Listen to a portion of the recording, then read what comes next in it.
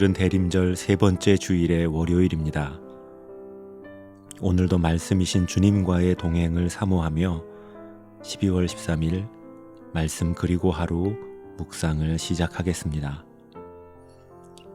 이제 성령님의 함께하심을 구하며 기도드리겠습니다. 보혜사 성령님, 이 시간 저희를 찾아와 주셔서 주님의 말씀으로 저희들의 마음과 삶을 비추어 주옵소서. 말씀을 들을 때 은혜와 새로운 다짐을 얻게 하시고 오늘 나의 행동과 선택에 성령님의 조언을 따르는 일이 있게 하옵소서. 예수님의 이름으로 기도드립니다. 아멘. 이제 하나님께서 오늘 우리에게 주신 말씀을 읽겠습니다. 먼저 구약 성경 시편 74편 21절의 말씀입니다.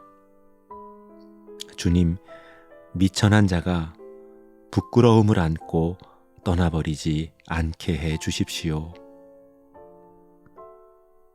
신약 성경 누가복음 1장 58절입니다.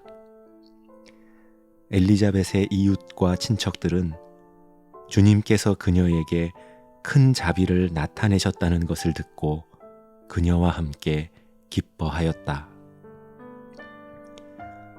이제 순서를 바꾸어 다시 읽겠습니다. 엘리자벳의 이웃과 친척들은 주님께서 그녀에게 큰 자비를 나타내셨다는 것을 듣고 그녀와 함께 기뻐하였다. 주님, 미천한 자가 부끄러움을 안고 떠나버리지 않게 해 주십시오. 사단은 죄인의 곁이 아닌 의인의 곁에서 찾을 수 있다는 말이 있습니다. 의로운 사람, 칭찬받는 사람들일수록 시험과 유혹이 많다는 의미일 것입니다. 이와는 반대로 실패하고 부끄러운 상황이 반드시 절망의 자리가 되는 것은 아닙니다. 생각해보면 믿음을 가진 사람들이라고 해도 세상 모든 일에 항상 인정받는 것은 아닙니다. 오히려 믿음은 주변 사람들에게 오해와 질투를 받게 하고 때로는 핍박의 이유가 되기도 합니다. 그런 일들을 겪을 때 우리는 사람들에게 환영받지 못한다는 상실감과 두려움을 경험합니다. 그리고 사람들에게 인정받지 못하고 환영받지 못한다는 걱정은 결국 하나님께도 환영받지 못하는 것은 아닐까 하는 근원적인 두려움에 빠지게 합니다. 마치 가늠한 여인이 여러 사람들에게 비난받고 정죄받았던 모습처럼 적대적인 사람들과 일에 둘러싸인 채로 위협을 당하는 것 같습니다. 하지만 예수님께서는 그런 우리를 찾아오셔서 나를 둘러싼 비난과 위협을 돌려보내시고 나도 너를 정죄하지 않는다 말씀해 주십니다.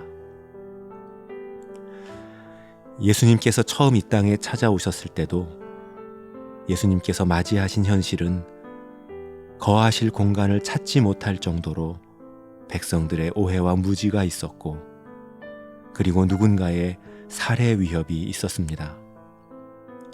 이 모든 것이 자기 백성들에게 받으신 대우였습니다.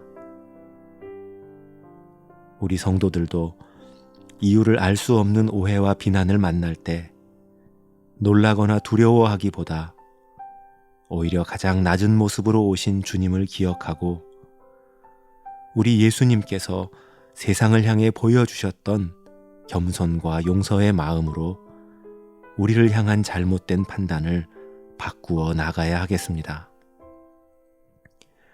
믿음을 가진 사람들은 한없이 연약해 보이고 곤고해 보이지만 진정으로 강한 존재들이기 때문입니다. 우리 뿌리에서 올라오는 힘과 생명력으로 결국 열매 맺는 삶을 살아가기 때문입니다.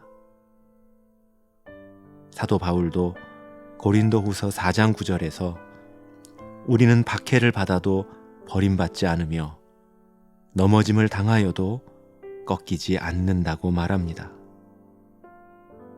사랑하는 성도 여러분, 하나님께서 베푸시는 환대와 자비로 우리의 부끄러움이 씻겨나가고 우리의 불명예가 회복되는 그 귀한 은혜를 누리는 저와 여러분 되실 수 있기를 바라고 소원합니다.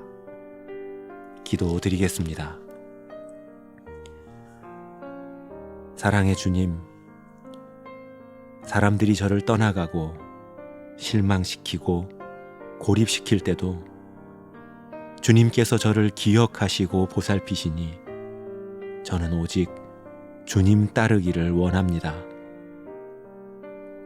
어려울 때 주님을 바라보는 것이 결코 부끄러운 일이 아님을 알게 하시고 또한 저의 이 두려운 마음으로 이 시간 두려움 가운데 놓여 있는 누군가를 위해 기도하게 하옵소서. 오늘 저의 기도가 낙심한 이들의 위로와 도움이 되게 해 주옵소서. 예수 그리스도의 이름으로 기도드립니다. 아멘. 이제 계속해서 여러분의 기도와 묵상을 이어가실 때 오늘은 특별히 두려움 가운데 놓인 이들을 위해 기도해 주시길 부탁드립니다.